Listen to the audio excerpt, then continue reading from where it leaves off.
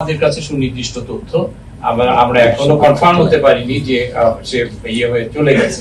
এটা একটা হতে পারে, এটা একটা অনেক সময় অপরাধীরা নানা ধরনের তথ্য দিয়ে, বিভ্রান্তিকর তথ্য দিয়ে নিজেদের অবস্থানটা গোপন করার প্রয়াস চালাতে পারে, সেরকম একটা প্রচেষ্টা হতে পারে।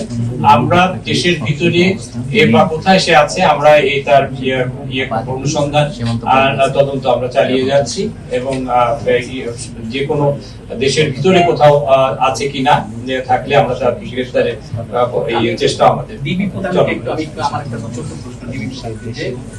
জেল থেকে যেভাবে হোক বের হয়েছে বের হওয়ার পর সে ছাত্রলীগের একটা থানার সভাপতি।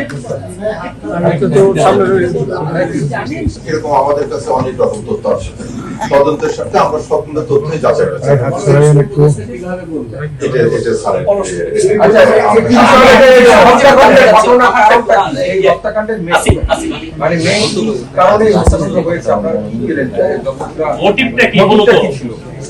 এখনো মোটিভ কি, এটা প্রাথমিকভাবে কি জানতে পারলেন যে হত্যাকাণ্ডের আসল উদ্দেশ্যটা কি ছিল?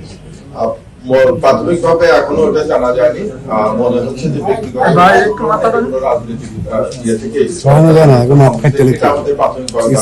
আপনারা যেহেতু জানেন যে এখনো আমরা মূল আসামি ফয়সাল এবং আলমগীরকে গ্রেফতার করতে পারিনি, কাজে ওইভাবে জানা যায়। এখন ঘটনাটা যে ঘটেছে এই তাকে আশ্রয় প্রশ্রয় দেওয়া, তাদের অস্ত্র পজিশনে রাখা, এই সমস্ত আসামিকে আমরা জিজ্ঞাসা করছি করে এটি আমরা তদন্ত